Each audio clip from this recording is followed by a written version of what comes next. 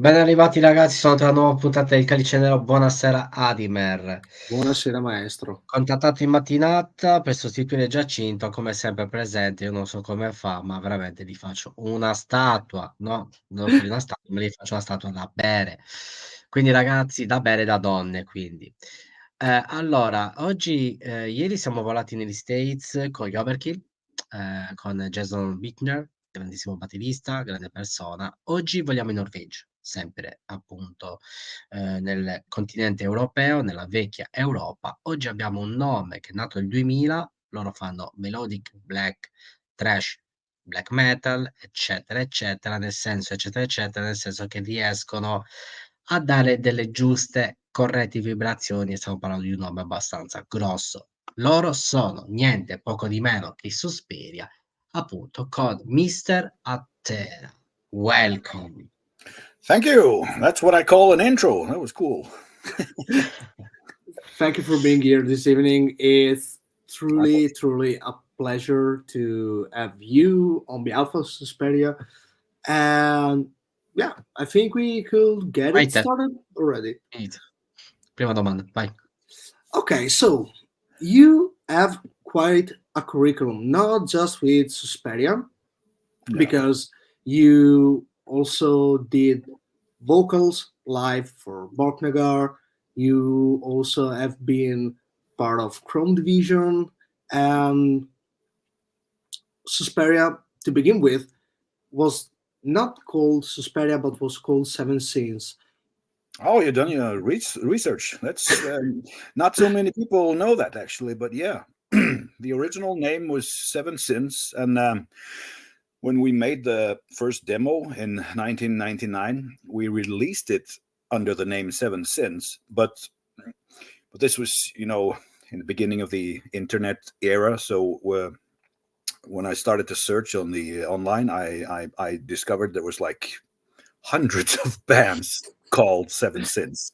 So I told the guys, we have to come up with something else before we continue. And sorry, it just so happens I'm a big horror movie fan, and giallo movies, Italian horror from Dario Argento and Umberto Lenzi and all those people. Lucio Fulci, of course. And I have this big horror film collection, and I was just going through all of my movies one day, and I saw the film from Argento, Susperia, and I thought that's a cool name. What if we just change one letter to Susperia to avoid any copyright issues? And the guys liked it, so from then on, we re-released the demo again under the name of Susperia with the same songs, and that's when we got the record deal with Nuclear Blast back in 2000. So yeah, which is quite fucking awesome, seriously. And also, yeah, it's so yeah. It was recorded in a basement at a friend's house. He taped microphones to the bookshelf, and let it go. Yeah, when we did the drums, he didn't mic up any special expensive mics and stuff. He just put two mics on the bookshelf on the wall, and Julov played, and it sounded strangely great. And the rest of us just did our things. And there's this atmosphere and raw power sound on the demo. That's why we decided to remaster the demo and release it 12 years later on the We Are the Ones compilation. That's the original demo songs on the last half of the album, because yeah, I always liked that demo. It was something special about it, and we got a record deal with it so why not? Yeah, with the world's biggest metal label, so we must have done something right, Now, I guess that the raw sound of a room actually gives more, as you said, atmosphere to recordings sometimes, especially when talking about drums. We were talking with a producer that said specifically that room mics actually give 99% of the sound of a recording. So yeah. I have to agree with you when you say that gives that boost in energy when playing something. Yeah, as far as I remember, the whole drum take was done with just two room mics. So, and also talking about the project itself, the band itself, how did it all begin? Because it's quite some time ago. It's basically 23, 25, if you consider also the Seven Sins era. What yeah, took you there? 25-year anniversary next year. So we're starting up again to do some gigs. We're already booked for the Karmageddon Festival on the west coast of Oslo. We'll play there in the 3rd of May next year. So that's the first concert in 4.5 years, and it'll mark the first concert of hopefully many next year, celebrating the 25-year anniversary. So yeah, I'm looking forward to that, and we'll just have to see if we remember all the songs and lyrics. I mean, there's still some time, so you have plenty of time to actually get to know everything.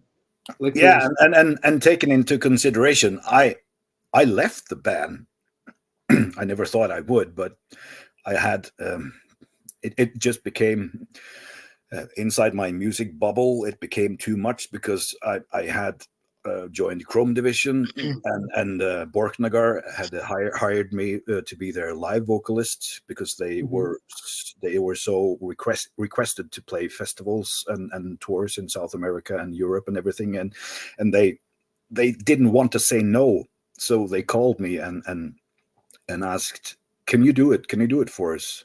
And you'll sing with the Vortex, and you'll do the double harmonies and the double vocals." And I was like, "Yeah, sure." So I did 5 years in Borknagar, actually, from 2013 to 2018.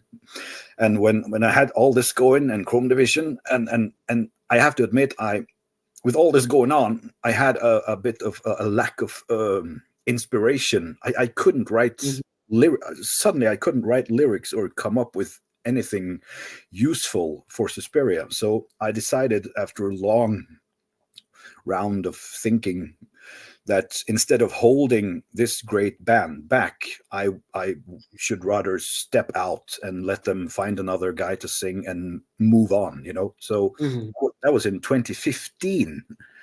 And when they called me in 2019, I had been out of the band for 4 years, and they had a gig coming, a festival in Norway, and the guy who replaced me, he quit the band for some reason 3 weeks before that show.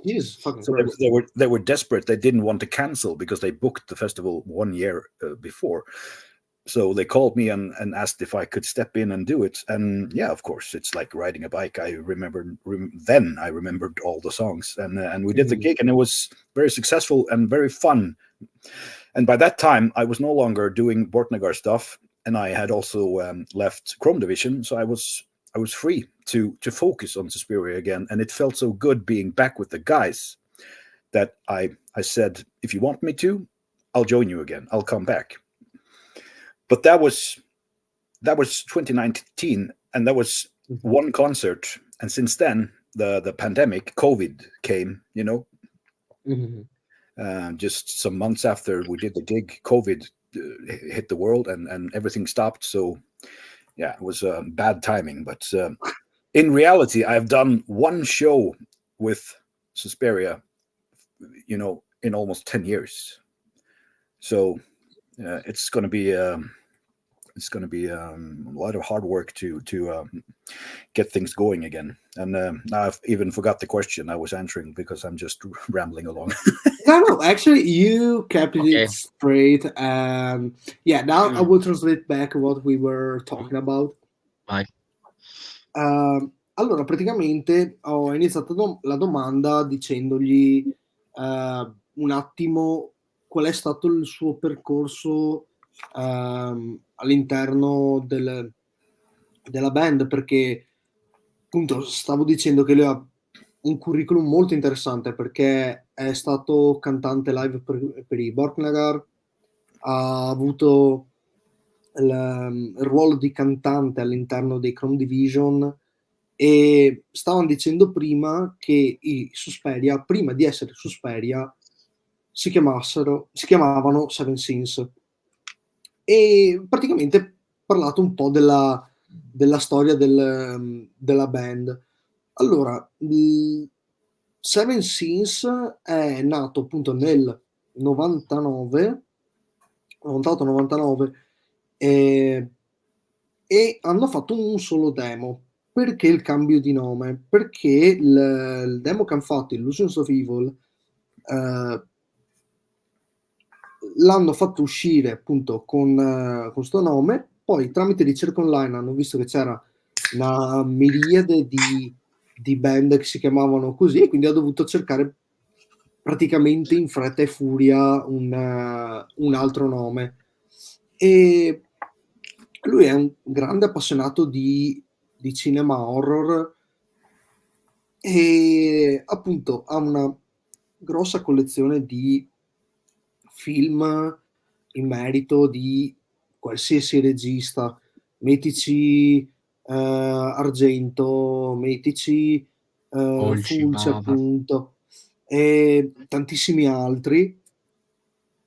Gli è capitato tra le mani Susperia. E esatto, e ha detto meglio evitarci rotture di coglioni con la questione di copyright, eccetera. È venuto fuori con Susperia, quindi sostituendo una lettera del nome. E l'ha proposto agli altri ragazzi, tutti hanno accettato, e quindi hanno fatto riuscire quel demo, appunto Illusions of Evil, quindi riuscito nel 2000, demo che tra l'altro gli ha dato la possibilità di essere di ricevere un contratto con la Nuclear Blast. Quindi diciamo che è un demo molto importante per lui e per loro, tant'è che l'hanno fatto riuscire rimasterizzato nella compilation, quella del 2011, We Are the Ones,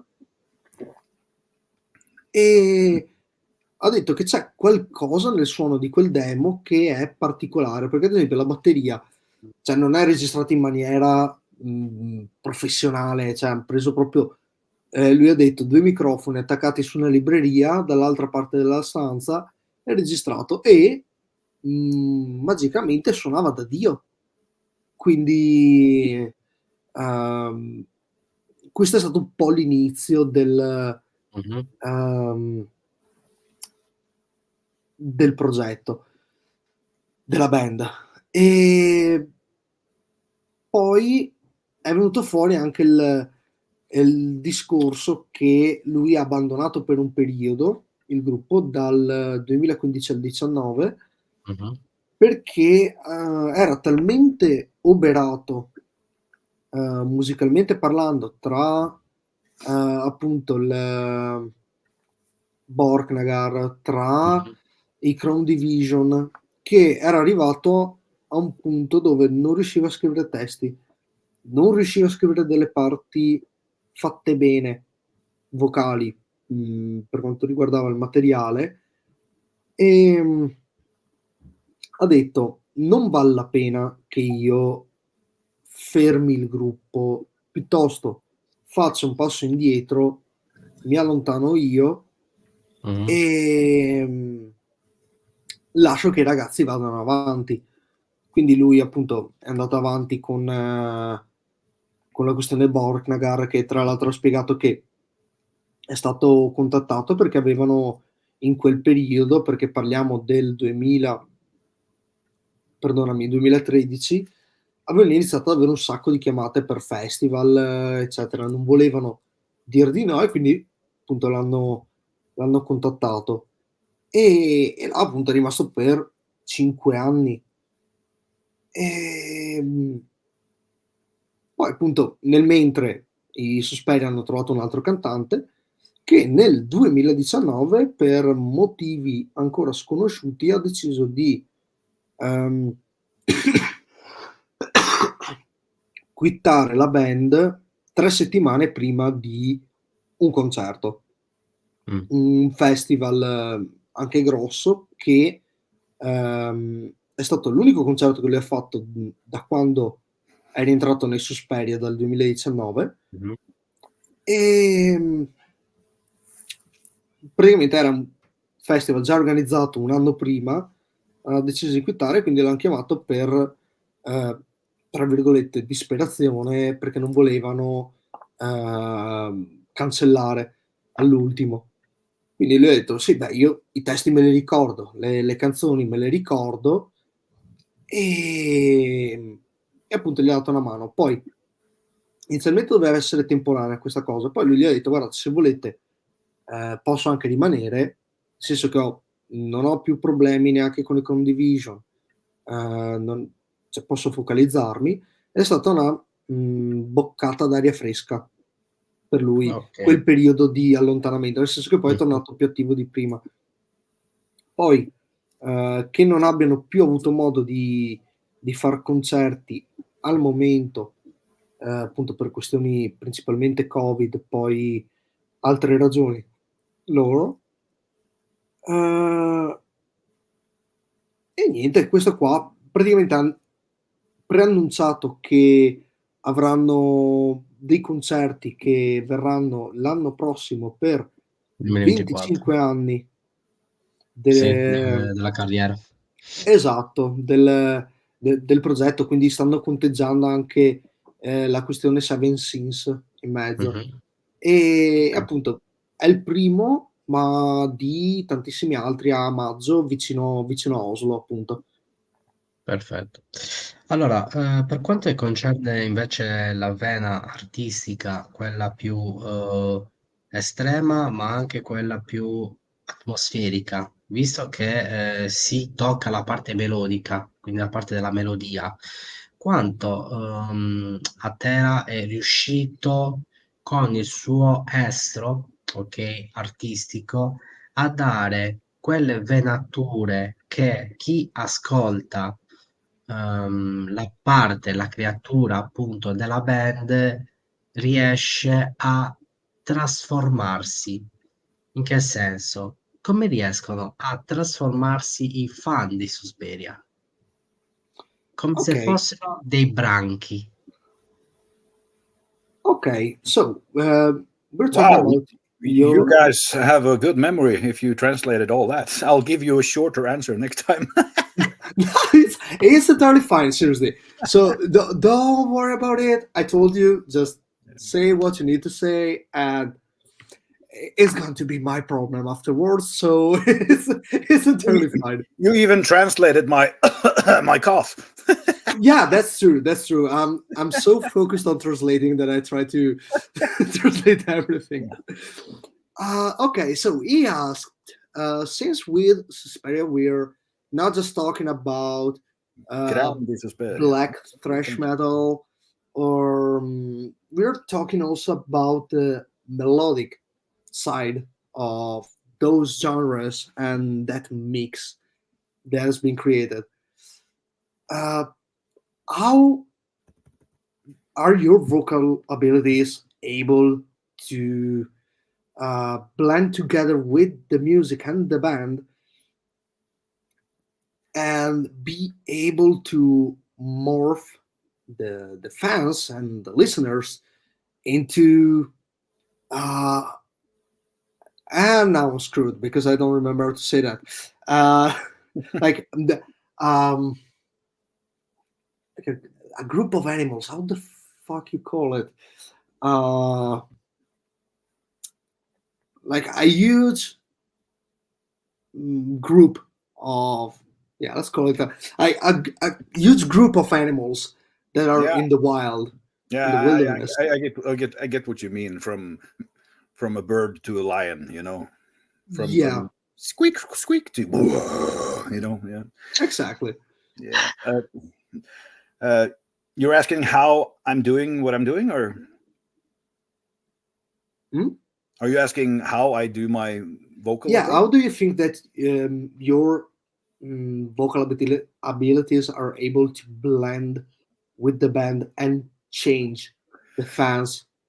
Yeah, okay. If I get your question right, it's all about the emotion and feeling I get from the music that is presented. I mean, if I get a complete song from Cyrus, the guitarist or something, he sends me, and he always makes a lot of different. He puts in a lot of different elements in a song. It can go from the blast beat and the double bass and then hard riffs, and then just suddenly change into something very melodic with a dreamy sound, and very open. Yeah, like it flows away suddenly, and the guitar solo just plays this slow melody, which is like hypnotic, and then I have to adapt to the different elements, and it just happens naturally. I mean, if there's a really hard pounding riff, I use a certain style, and if it's a dreamy guitar melody elements, I have to change to clean vocals maybe, and do some harmonies, and I think that makes the song more interesting than if it's just the same pattern and same voice all through the song. I like to mix it up, and I'm just lucky I have the ability to do it, because not many people know this, but I was actually a drummer. Okay. When I started doing music in my teens, in my teenage years, but I played too much and too hard without any technique, so I actually destroyed my right arm.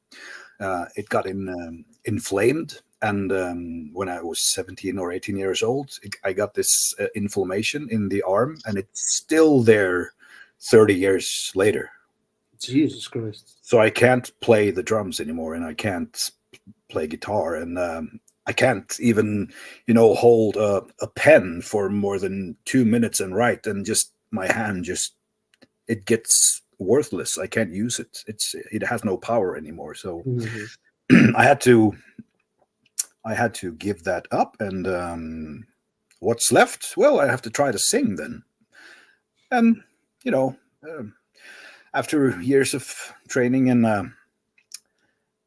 trying as hard as I could, I managed it. So I was lucky there. That was fortunate that I could be able to sing instead. So I wanted to stay in the music business and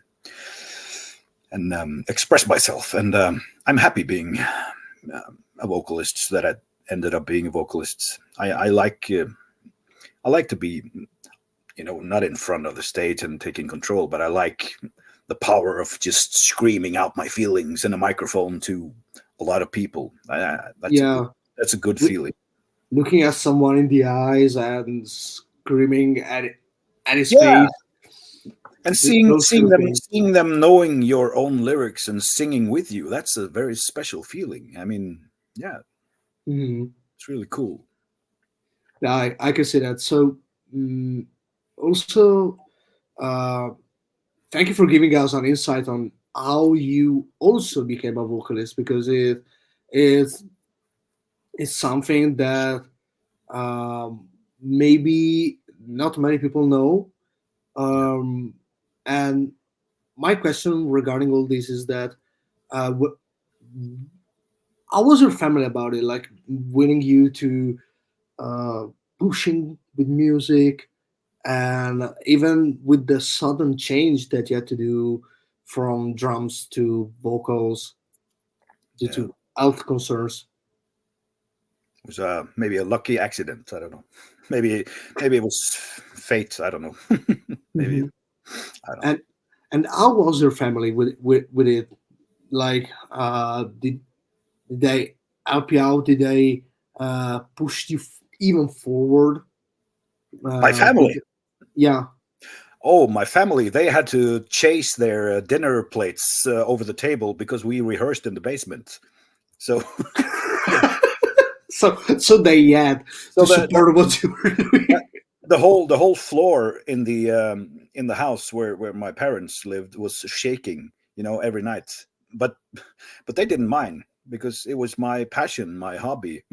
And they didn't mind. They said, "You're welcome. Just practice and rehearse whenever you want." And that was when I was still living at home, when I was a young young boy, a man, in my teenagers. And my father was actually very supportive. He had this huge Chevrolet Starcraft van, and he used to drive us around to to concerts and brought all the gear and just sat in his car during the show or came back later and picked us up again. This was when we were really, and this was before Susperia, when I played with some other guys. So my family has always been very supportive. So yeah, I actually lost my father this year, so that was a hard blow.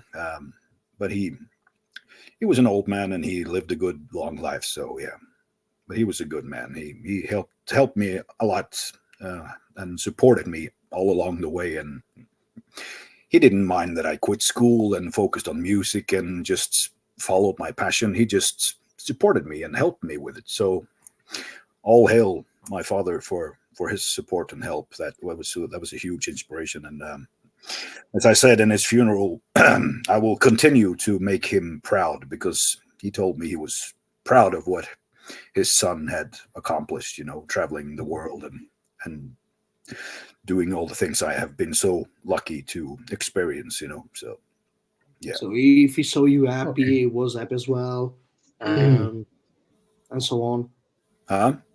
So if you were happy with what you were doing, he was also happy about it. Yeah. He supported my choices, Ok, I will translate what we were saying now.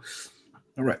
Allora, ha detto che di per sé quello che lui fa con la voce è quello di far confluire le emozioni rispetto alla musica che viene tirata fuori, nel senso che dal punto di vista compositivo Cyrus, il chitarrista, gli manda magari le canzoni e delle demo, appunto, quindi cerca di fare in base a quello. Quindi se magari c'è una parte bella cacciata, bella potente, magari usa appunto più una voce graffiata, mentre se il giro si apre diventa una roba molto ipnotica, molto sognante, a quel punto decide magari di utilizzare una voce pulita. Però il concetto di base rimane appunto sia di dare una voce all'emozione che la musica gli trasmette, ma anche quella di poi connettersi con gli ascoltatori in sé, perché ha detto già ha iniziato a cantare per sfiga, nel senso che lui è nato come batterista, però all'età di 17-18 anni ha avuto una gravissima infiammazione al braccio destro che dovuta al suonare la batteria senza gli strumenti adatti, quindi senza la tecnica giusta e quanto ne concerne, e è una roba che ancora adesso si porta avanti, e per via di questa infiammazione ha dovuto smettere di suonare la batteria, non poter suonare la chitarra o il basso, però ha voluto essere persistente nel mandare avanti la sua carriera musicale. E quindi cosa è rimasta? Beh, la voce, semplicemente, dritto per dritto. E una sua grossa fortuna, su sua stessa missione, è stata quella di essere in grado di avere questa versatilità anche dal punto di vista vocale, un po' perché appunto riesce a passare da tipo una voce, chiamiamola così, scrimmata, fino a un pulito. Però questo, nonostante lui non sia un amante dell'essere diciamo così sotto i riflettori, quindi non come frontman, ma vedere che ci sono i fan ai concerti che cantano i loro testi, che gli fanno da accompagnamento, anche lui, quindi poterli vedere in faccia mentre lo fa. Quello è quello che si collega alla domanda che dicevi, quindi poter trasmettere tutte le emozioni che lui ha dentro, dritto in faccia a chi ascolta e che gli risponde principalmente. E appunto gli ho anche chiesto come l'hanno presa i suoi genitori, cioè se erano di supporto per quanto riguarda questa scelta, e ha detto che di per sé sono sempre stati di grandissimo supporto, tant'è che ha detto scherzando che quando dovevano mangiare in casa e c'era lui con i suoi gruppi che provavano in cantina, i suoi genitori dovevano tenere i piatti fermi sulla tavola perché facevano troppo casino. E appunto gli dava la libertà più totale, nel senso potete provare tutti i giorni quando volete, e già quello gli ha dato molto per quanto riguarda il supporto. Tanta roba quello. Esatto. Poi anche suo padre, che vabbè è venuto a mancare,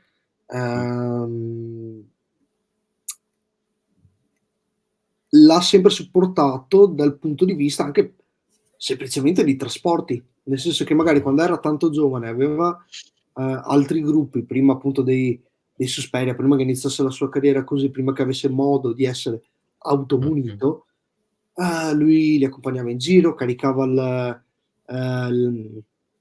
strumentazione, aspettava là, o magari se era vicino tornava indietro per poi venirli a prendere. È stato moltissimo d'aiuto per questo, è sempre stato d'aiuto per lui, per la sua carriera e anche per le scelte che ha fatto dal punto di vista di vita, nel senso che ha mollato la scuola per la musica e appunto ho detto tutte queste cose non tanto perché le ha dette fino a se stesse, ma appunto per dimostrare come tutto il suo vissuto da malattia, da la famiglia che ha avuto, lo porta ad avere questa connessione particolare con l'ascoltatore, che dicevi anche tu, e che dicevamo anche prima, che poi sfocia nei concerti. Infatti, perché è un qualcosa di molto molto importante. Cosa sta succedendo, ragazzi? Non so cosa sta succedendo, un attimo.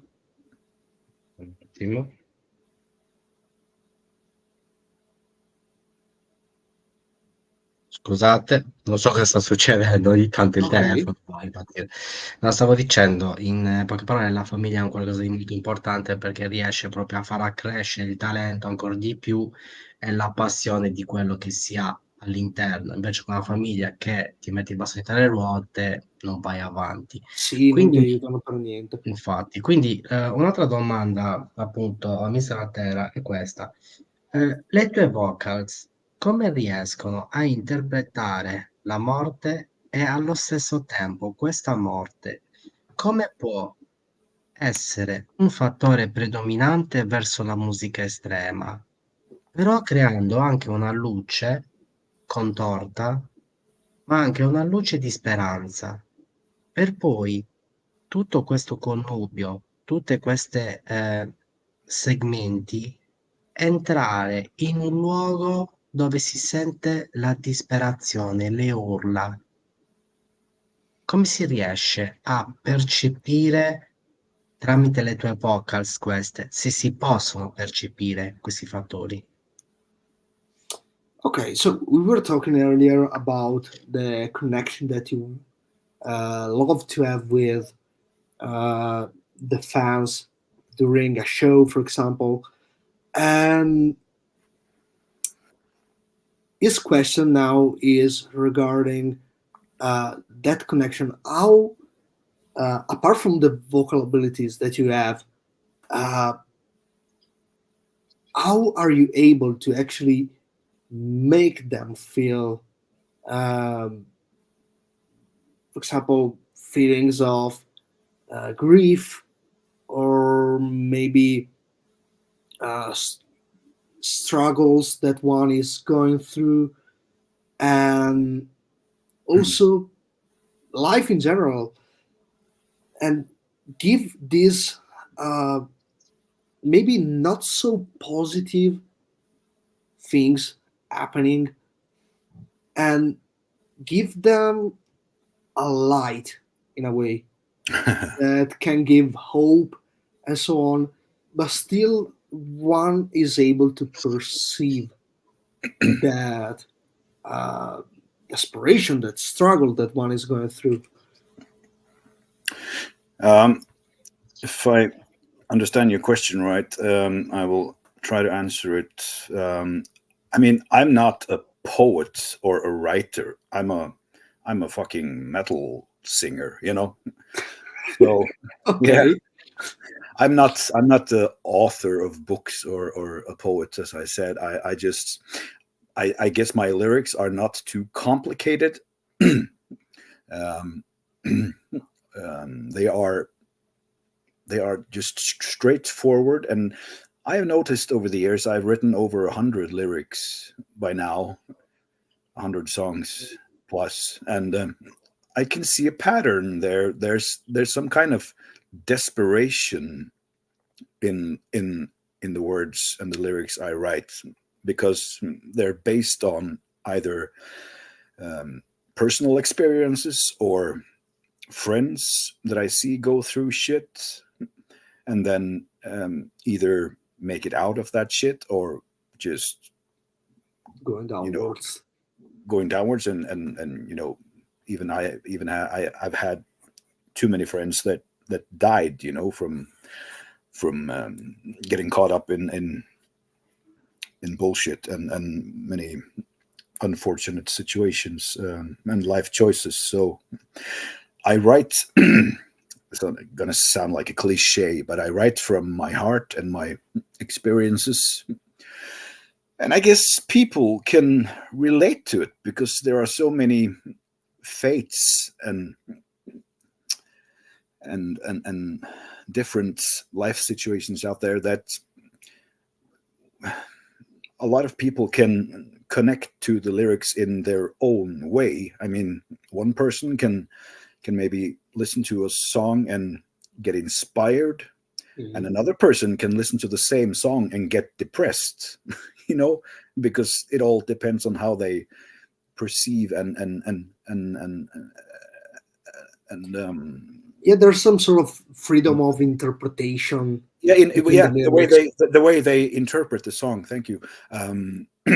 So I've had people come up to me after shows, I mean, crying and just giving me a big hug and saying that this and this song really saved me, you know, because they were so down in their life that they almost wanted to end their own life. And when a living person tells you that something you did saved their life, that's powerful.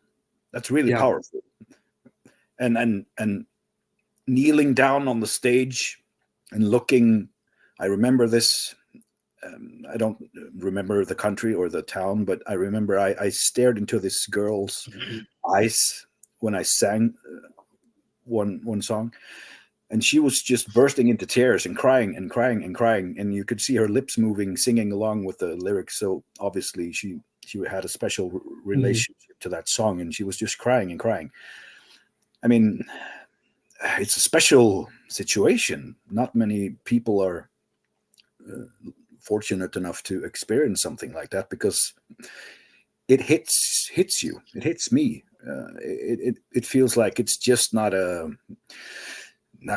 hobby or you go do a show and then you go to the next town and do a show and then you go home and you forget all about it. No, it's not like that. It's really something that has an impact on certain people's lives, and that's powerful, and that's really meaningful, you know. So that's I can't describe the feeling, but it's powerful. Definitely I can totally see that, Molto and interessante. I bet that the girl that you were referring to now has a even deeper connection to that specific song that we're talking about. Yeah, if something as simple, I mean, to us, it's yeah, sometimes simple, sometimes hard to write songs. But if something as simple as writing a song can change a person's life that much, that then all the bands that try to make an impact, they should just continue to do it, you know, Mhm. because it's a powerful force, and it inspires me to do it even more. So I will never stop producing music or write music. But yeah, it's been a long time now since Susperia has been active, like I talked about before. So it's about time that we come back now and kickstart the band again. And I will not call it a comeback, because the band has always been there, but it's been too quiet. And if something as simple as our music can mean so much to a lot of people, then we should really continue doing it, because we also love doing it just the way they like to receive it, you know. And Mhm. yeah, when it's meaningful, it's worth to do it even more than just for your own pleasure. If it means so much to people, then I'm really happy about that it can mean so much. Okay, Okay, perfetto. I will translate now. So bear with me for a little. Allora, ha detto che di per sé lui non si considera un poeta, uno scrittore, una persona che fa poemi, lui è semplicemente un metallaro che fa testi. Nonostante appunto ne abbia fatti più di un centinaio. Ha detto, rivedendo i testi delle canzoni per appunto il ritorno del suo nel gruppo, lui ha notato che c'è una sorta di disperazione, come avevi detto te, che non pensava di percepire inizialmente. Perché comunque lui ha sempre lasciato libera interpretazione rispetto a quelli che sono i suoi testi, perché appunto lui parla di, come si dice, di esperienze di vita, di quello che vede, Mh-mh. quindi ad esempio amici che son purtroppo venuti a mancare per problemi che li han coinvolti, quindi vedere queste faccende qua svilupparsi, ehm, chi più ne ha più ne metta, però appunto i testi che lui tira fuori, magari alcuni li possono vedere come estremamente pieni di speranza, nel senso che e nel senso di rinascita. Altre persone invece magari possono vedere lo stesso testo con la prospettiva del: "Cazzo, ma 'sta canzone mi butta giù".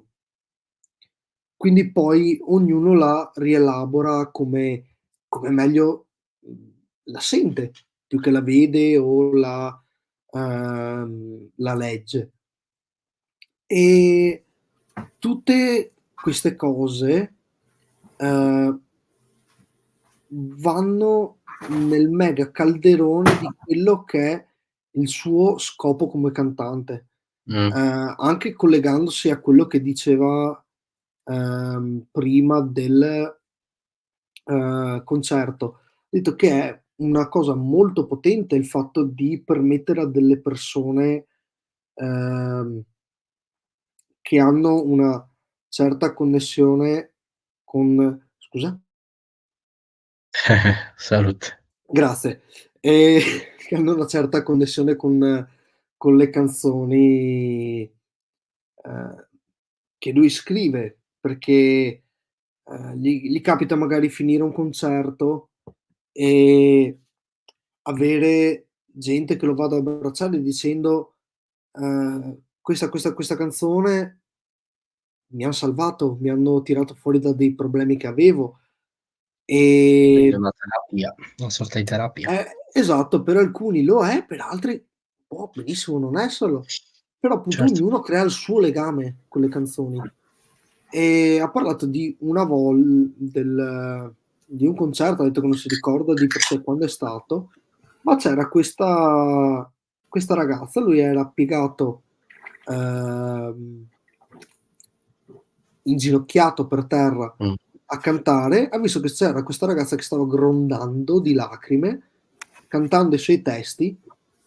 Lui l'ha notata e ha detto: questa c'ha già una connessione particolare con quella canzone. Praticamente ha passato il resto del tempo della canzone a come si dice, a fissarla, quindi praticamente accompagnarla in questo viaggio che era la canzone. E appunto sono tutte queste cose assieme che gli danno quella sensazione molto molto potente che lui prova e che vuole, o che quantomeno vorrebbe, che chi Provasse. ascolta Susperia senta. Quindi la cosa che mi viene da chiedere, una domanda in due parti. Visto che i Susperia possono addirittura emozionare e leggere la mente umana, perché le lacrime sono disperazione ma anche una ricerca della luce.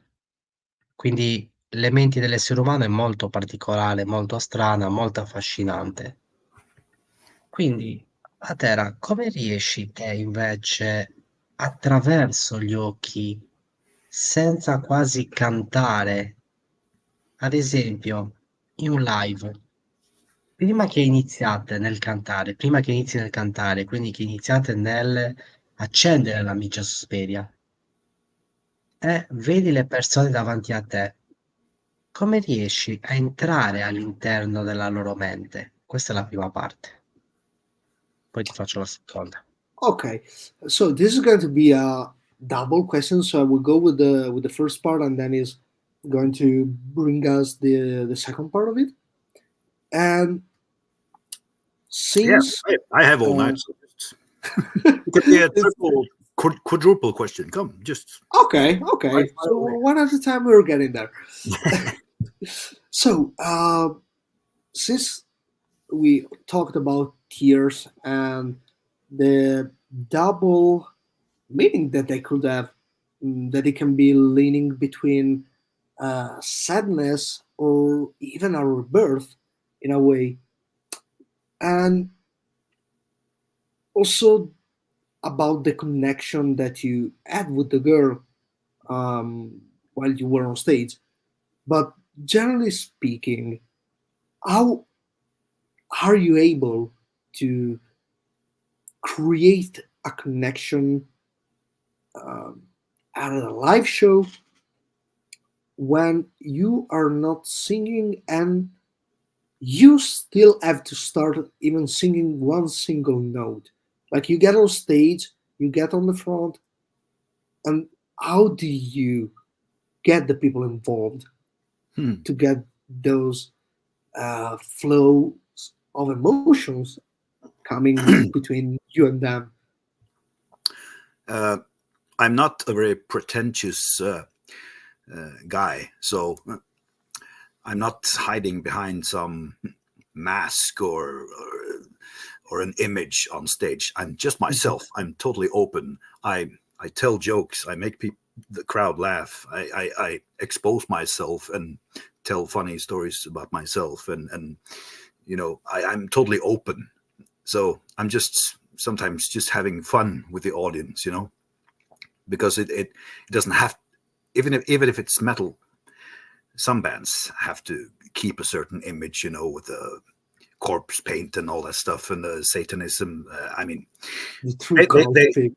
Yeah, I mean, that's something for others to do. That's not me. I'm just myself, and I'm totally open. I keep no secrets. I'm just being myself, and I'm enjoying the time on stage so much that maybe my attitude reflects on the crowd, and they connect with me or the band in that way, because we're very open and loose, and even though we play hard music, we just like to create a positive, good atmosphere, even though some of the songs are really down and sad, and the lyrics are desperate and about death and horrible accidents and tragedies and stuff. Even though that's just a song, that's just an expression of old stories and experiences, but you can still connect with the audience in many different ways, So maybe maybe the contrast between the sad theme of the song, and then when the song is done, it's about laughing and having fun with the audience. Maybe the contrast there is something that works. I mean, it seems to work. So, yeah. No, I totally feel you. Yeah, and when the show is over, I mean, if we're on tour, when the show is over, the night is not over, because one thing I do love to do when the show is over, I just run backstage, I grab a couple of ice cold beers, and I go out to the crowd and stand by the merch stand and talk to people. And if they want me to sign anything, I sign it. If they want a picture, I take a picture. If they want to talk, I talk for 5 minutes or half an hour.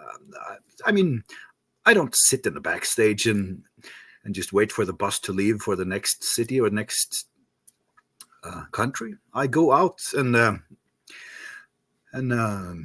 talk to people and thank them for coming to the show. And I want to hear from them how their stories. Yeah, I want to hear if they like the show and what songs they like and what we shouldn't play and what we should play, and just get the feedback from the people right there and then, instead of just reading comments somewhere on the internet weeks later. I like to connect with the people and show them that I'm definitely not a rock star that just hides away somewhere and being all grumpy and have an attitude. No. Takes me 5 minutes after the show and you'll find me in the crowd and having a few beers with the people there. So I love to do that. Okay. No, I totally feel you. Traduciamo questo e poi faccio la seconda parte. Ok, allora ha detto che di per sé non c'è un modo preciso, nel senso che lui non ha un atteggiamento da prima donna, anche quando è sul palco. Yeah, prima donna. No. Yeah, that's what I'm not the prima donna.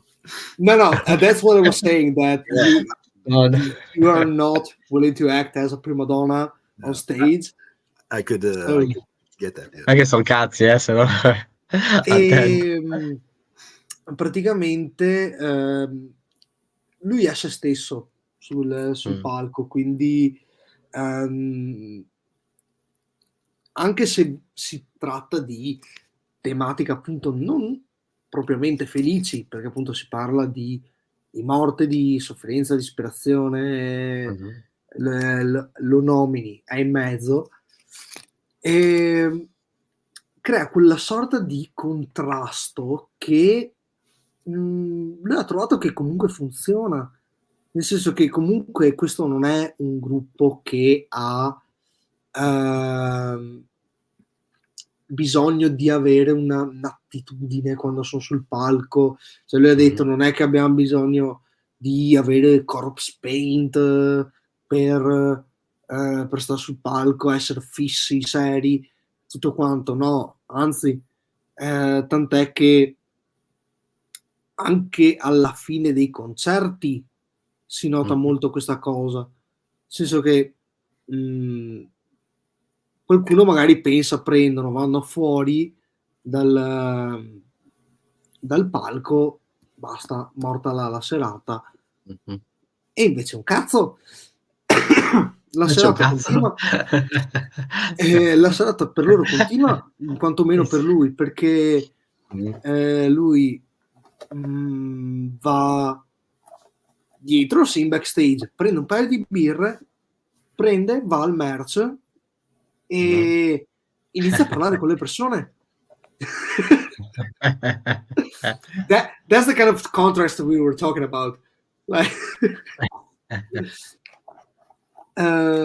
e praticamente va là, parla con la gente, vuoi una foto, facciamo la foto, vuoi l'autografo, te lo faccio, e sentire anche le storie delle persone, avere anche un feedback rispetto al concerto, quindi un eventuale, guarda, mi piacerebbe voi faceste questa canzone, e appunto star là a fare combricola, diciamo, come si direbbe qua dalle mie parti.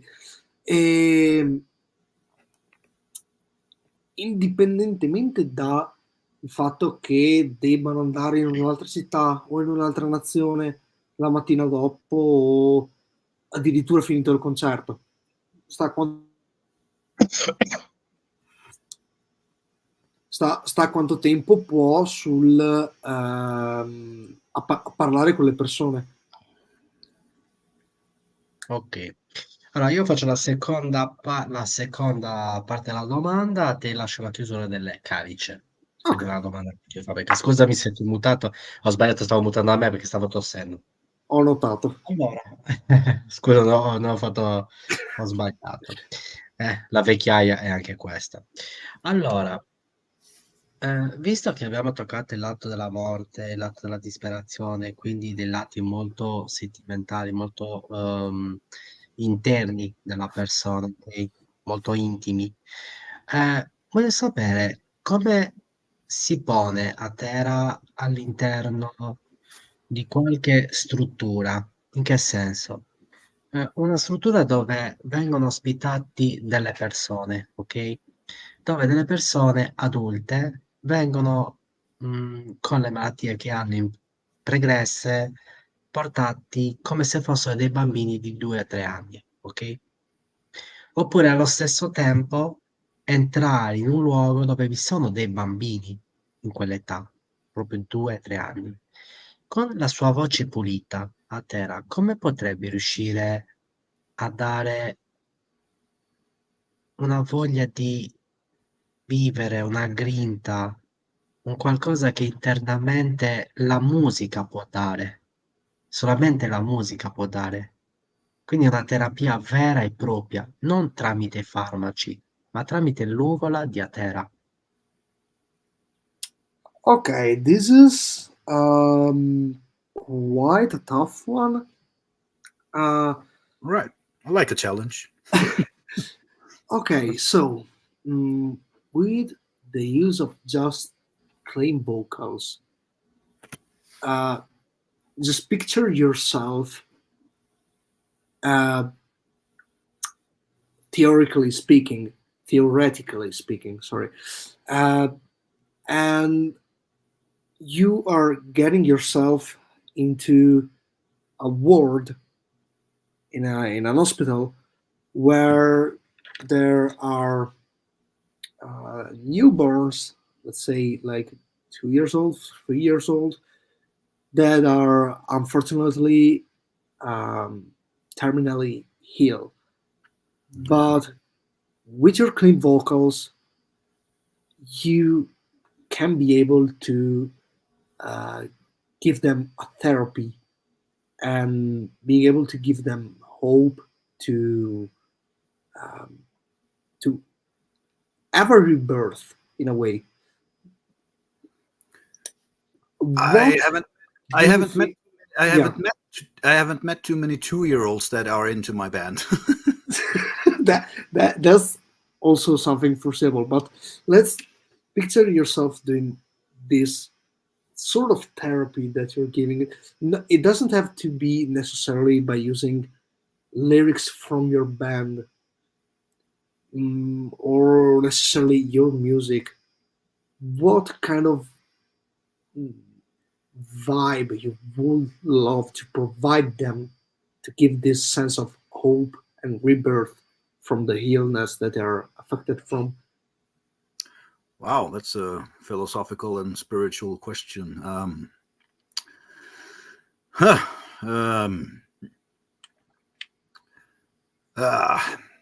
I don't know. I'm a father myself, so it's tough to answer a question like that. You know, terminally ill children. That's a nightmare. You know, that's the worst thing that can happen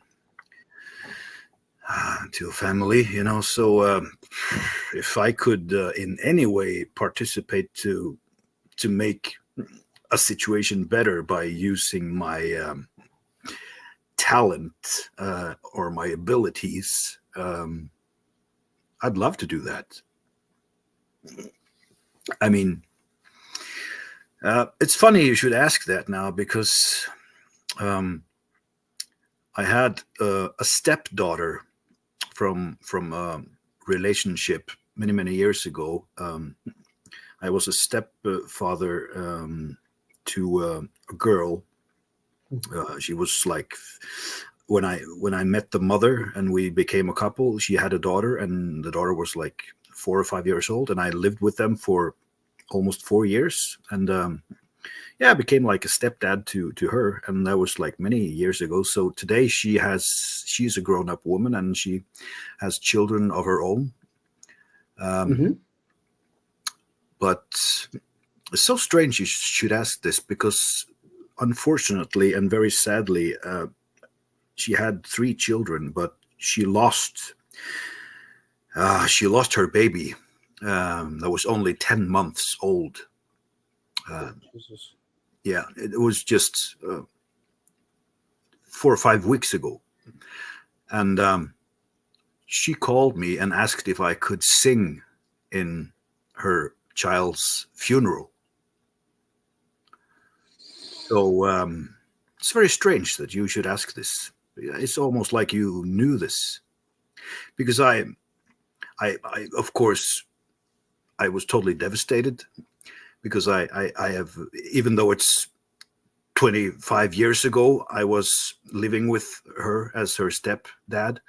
We have still been in contact, remained friends. I followed her through her growth and upbringing from she was 5 years old until she passed 30 years and got children of her own. We have stayed friends and talked a lot. And when I got that phone call and she told me that her youngest baby, not even a year old, had suddenly just passed away, I was devastated. And when she asked me to sing in the funeral, I wasn't sure if I could manage to do it, because I was afraid of just not being able, because I was so sad and torn apart by this horrible event. It's a tricky situation, I guess. Yeah, so it's not answering your question specifically, but I couldn't inspire or do anything for that baby, but I could do something for the mother. She asked me, of all people, to sing in the funeral, and I managed to do it.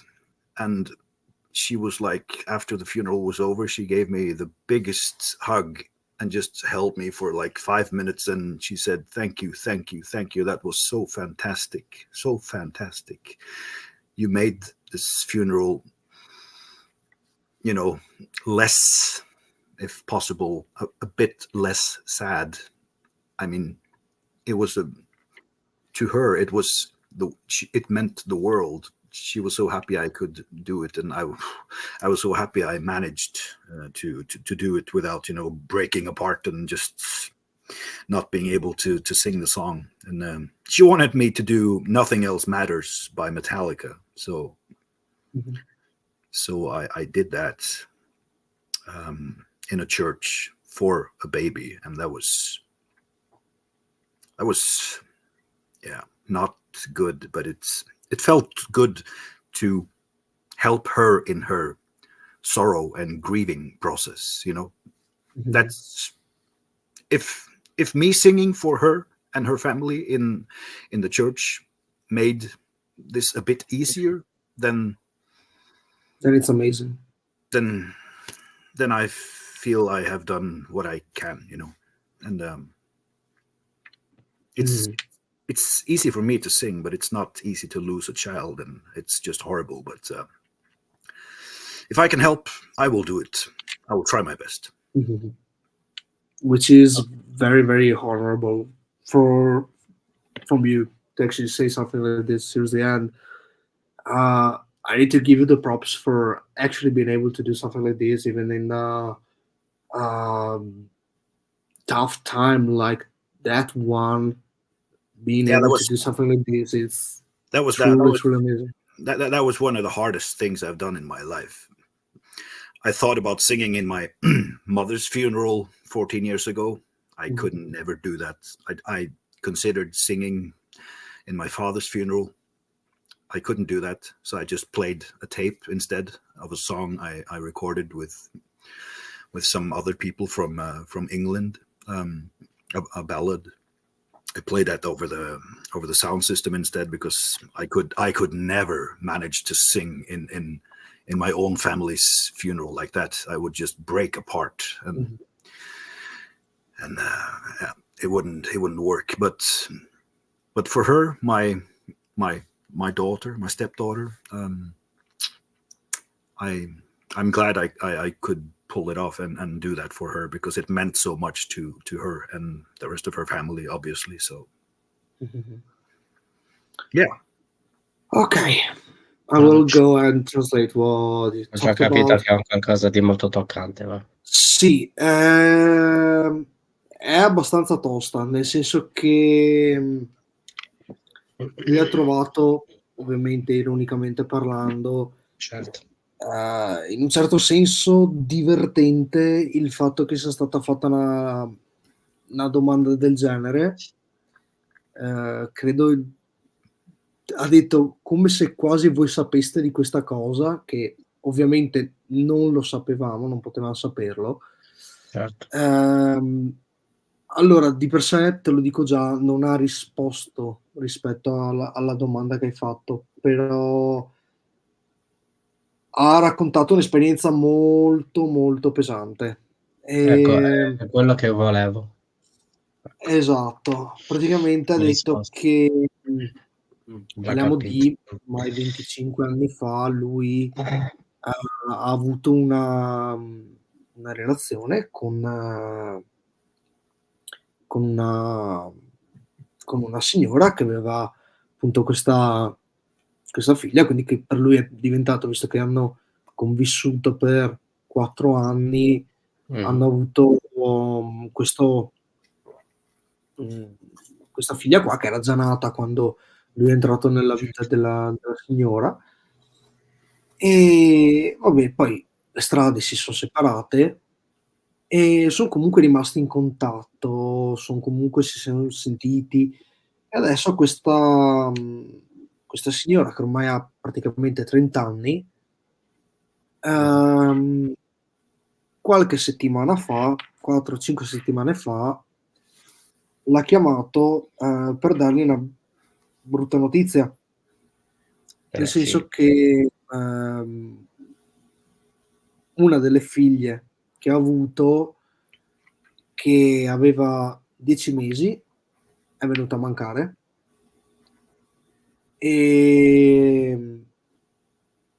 Appunto la figlia adottiva, ha invitato lui come al funerale e a cantare questo funerale.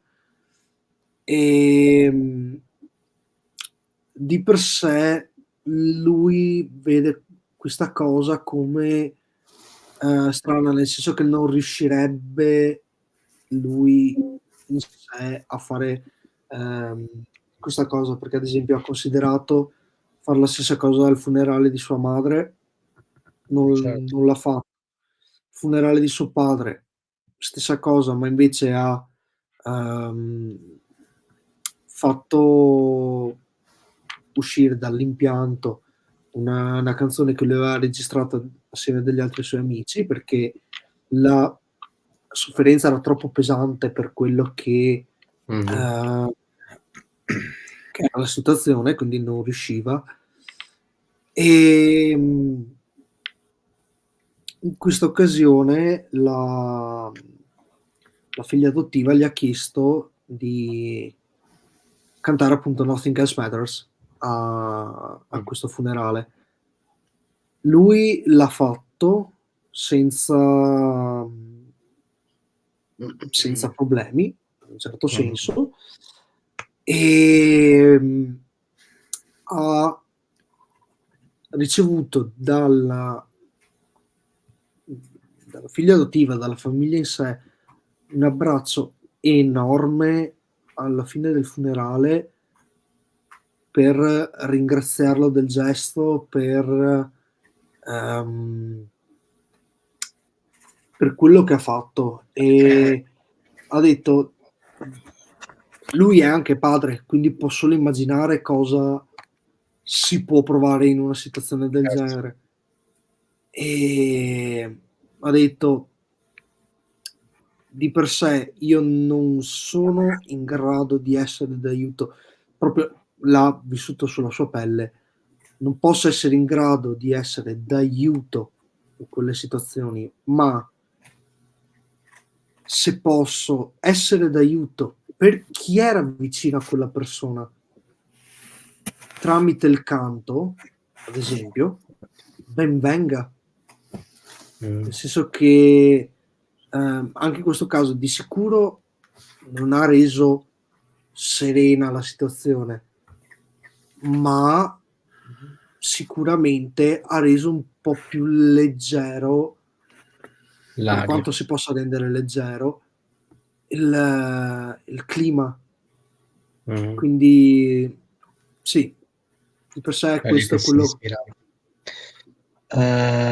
Guarda, ti dico una cosa, che avendo risposto così invece secondo me sarebbe di aiuto, lo sai, perché ha passato un qualcosa che è la prima volta che in intervista su Calice Nero c'è stata una risposta del genere, quindi Sì, qui diciamo che si è preso completamente la domanda che ho fatto, perché la domanda che ho fatto non era specifica in quelle situazioni che ho detto, ma è più ampia, teorico. che non ho più ampia, più dolorosa, più che un ventaglio si apre completamente. Sì. E infatti gliel'ho detto e mi sono anche complimentato con lui per il fatto di essere Complimenti, stato veri in grado complimenti, veri di, complimenti. di fare questa cosa qua, e veramente da Sì, sì. togliersi il cappello. È Ok, come se siamo in un locale piccolino e stiamo bevendo sì. tra di noi e parlando. Prego, a te l'ultima domanda del Calice Nero è niente. Ok. Now I'm going with the closing question of the channel, and I want to brighten up the moods quite a bit. So No birre, no birre, no no, birre. I told you I was open and honest about that. yeah. But we were just in a good way not prepared to something like this, because it's the first time that someone has been this open and also able to um, tell about life experiences that happened, even though, as I said, we didn't know about what happened. So it's uh, an unfortunate coincidence that we stumbled across this topic. But But I mean, the story I just told, it tells you how fragile and dark life can be. So what's the point of being like, all closed up and just pretending everything is fine, and every day could be your last day. So just open up, talk to people, talk about things. I mean, just inspire people, help people, do something good, make music, and involve yourself in the fans, and just enjoy this big metal community, which is the greatest community to be a part of in the world. I think, I mean, metal festivals with 70, 80 or 90,000 people, there's never one fight or argument. I mean, for example, Wacken Open Air in Germany, the biggest heavy metal festival on the planet, 90,000 people. The police don't even bother going there anymore because there is never any trouble, never any fighting between the metal people, the metal community. They help each other. We're all friends, because if we have problems, or we struggle with something, or we are sad, or we are happy, we get out all that energy either by being on stage like I am, pouring my energy to the crowd, or being in the crowd, which I am often watching other bands. You get your aggression and feelings out seeing a concert, so your energy just becomes positive. And the metal community, you just cheer, you share a beer and a talk, and you can talk to anyone, strangers you never met before. You can just, hey, cheers with a beer, and you can talk to anyone. And it's a community to be a part of. And yeah, I like to be connecting with people and just being honest. And if people want to know something about me, they get an answer. It's just as simple as that. Yeah. And if I can help, if I can help in any way, I'll try my best to help. That's my philosophy, because you get back what you give, Yeah, totally. Allora, aveva detto... E questa volta non chiediamo la bevanda, lo sai perché? Chiudiamo così, perché lo aspettiamo nella seconda parte. Perché è stata talmente toccante la risposta che ha dato, lo vogliamo quanto prima nella seconda parte. Assolutamente. Vabbè, allora intanto traduco un attimo quello che ha detto. Ha detto che appunto gli avevo detto quello che stavano dicendo io e te, del fatto che non ci aspettavamo, positivamente parlando, che fosse così aperto, e praticamente il suo discorso è sì, lui aveva detto che sarebbe stato aperto e tutto, anche perché cazzo si vive una volta sola, e questo potrebbe essere il tuo ultimo giorno, quindi vai, apriti con le persone. E da metallaro lui ha detto che quello che succede nella comunità, credo parli di quella estera e non di quella italiana, si tende a darsi una mano a vicenda. Se qualcuno è giù di tono, o magari ha delle robe che stanno succedendo, qualcuno va là, va a dargli supporto, cerca di dare una mano, tieni qua, prendi una birra, brindiamo assieme. E tant'è che lui ha fatto l'esempio del Wacken, la polizia ad esempio non ci prova neanche a metter piede, perché sa che sarebbe inutile per loro dare una mano in un posto dove non serve dare una mano, non ci sono lotte, ok, quindi quell'energia che lui può dare, vedere che torna indietro in qualche maniera, è già una vittoria per lui. Ok. So,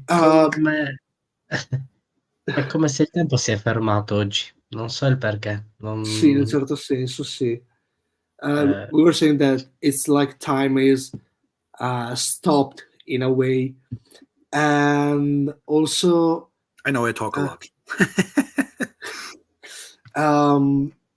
Yeah, I mean, one last question prior to leaving.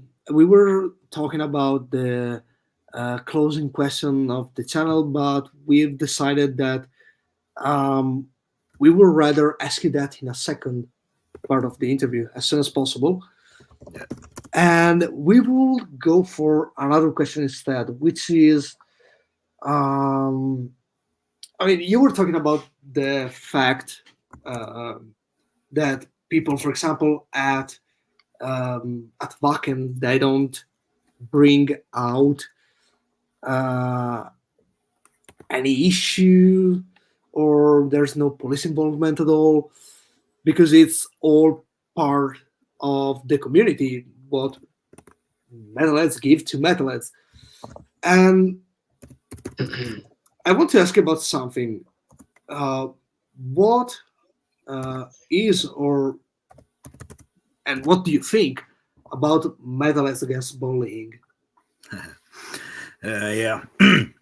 Getting back to the metal community, it's so including, and I just wanted to mention this because this is something I am really passionate about.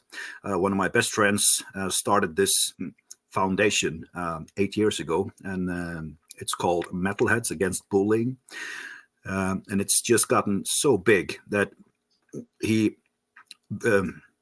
they are invited now to almost every festival in Europe to have a stand where they sell merch with the logo Metalheads Against Bullying, and the slogan, the message is always a helping hand. Because if there's people that are not feeling that they fit in anywhere, and they are maybe bullied, and they look different than others, you know, with the emo style, and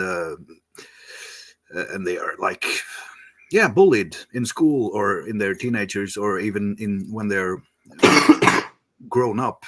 It's the Metalheads Against Bullying is a great community that welcomes everyone and takes care of them, and they can be offered sessions with online talking, or if it's local here in Norway, the community will travel around and talk to people and invite them into the community, and give them free tickets to festivals, and help them in their daily life, and tell them, if you feel you don't belong anywhere and you have a hard time and you are cutting yourself and you want to kill yourself, no, give a fuck about that. Just join Metalheads Against Bullying and join the metal community, because it's hard and brutal music, but the people are so inclusive, nice, you know.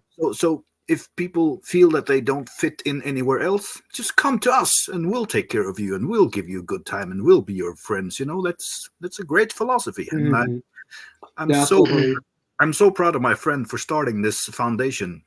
And he was even invited to the King's Palace because in Norway. He was invited to the King's Palace to have dinner with the crown prince and the princess, because they noticed his work and how it affects many people and includes them and helps them in their life, and often saves their life, you know. So yeah, he's gotten awards and been to the castle of the king, you know, and that's something special. And yeah, his foundation has almost become more famous than my own band. So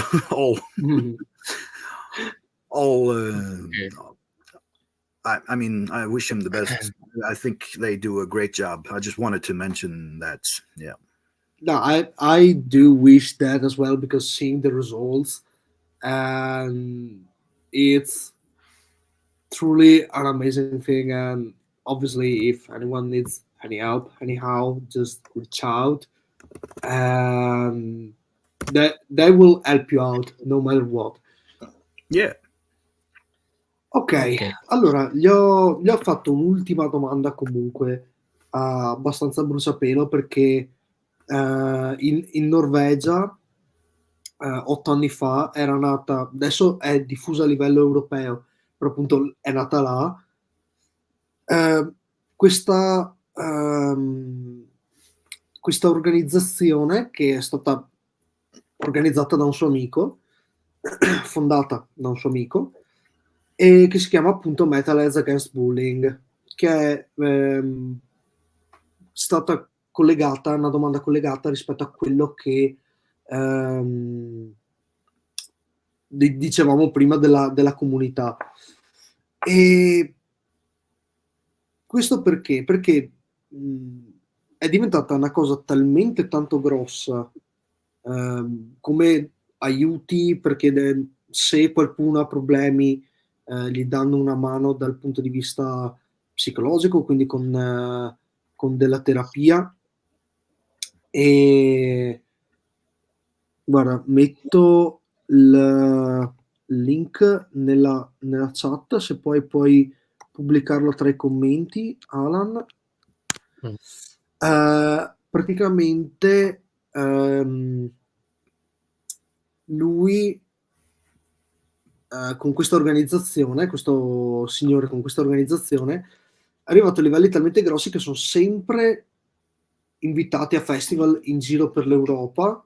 Sono eccolo qua. Questo è il link, quello per entrare, quindi against-bullying.com, e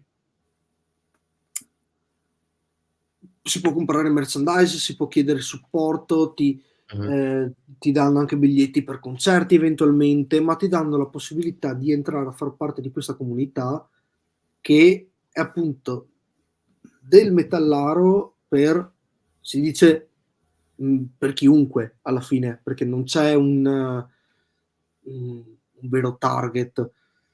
E questa realtà era diventata talmente grossa che il fondatore ha avuto modo addirittura di essere invitato dal principe e dalla principessa di Norvegia per una cena, per l'impatto che sta avendo questa cosa. Quindi sì, appunto, ritenevo giusto parlarne, chiedergli anche il suo parere con questa cosa che onestamente ritengo fenomenale. Ok, allora ragazzi, oggi abbiamo avuto un progetto, un nome di spessore, ma soprattutto una persona veramente molto molto umana, appunto come Atera. Quindi io ringrazio Adimer perché è Grazie a te. riuscito con le sue traduzioni nel portare e incorporare quello che dice Atera veramente con l'anima. Quindi noi ringraziamo Mister Atera, Susperia, veramente lo ringrazio di cuore. Gli auguriamo il meglio, sia nella vita privata che nella vita artistica. In questi giorni poi concordiamo a Tera la seconda parte per la intervista, perché veramente ci tengo tantissimo. Io ti ringrazio veramente di cuore e ti mando un grandissimo abbraccio. Molte persone prenderanno esempio da te per la forza di continuare e di non abbattersi mai. Veramente, grande e onore massimo. So, we're saying goodbye to you, and we are really, really thanking you for being here with us for this hour and a half, and also being so down to earth.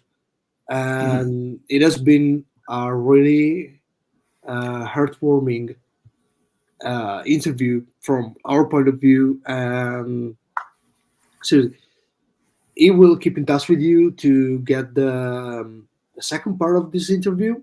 Yeah, I mean, sorry if I get off topic and forget to talk about the band, but I like to talk about different aspects of all the things that combines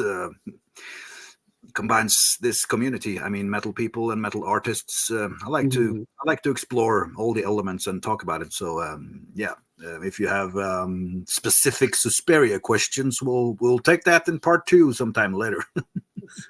Okay, and seriously, you are an amazing person, and we honestly wish you the best for your career, your personal life. And the main thing I just want to close with is next year we have the 25-year anniversary, and it's now been shamefully 20 years since Susperia played in Italy the last time. It was the Alcatraz. Do you know that? Yeah, Milano. Milano, yeah, Alcatraz. that was an amazing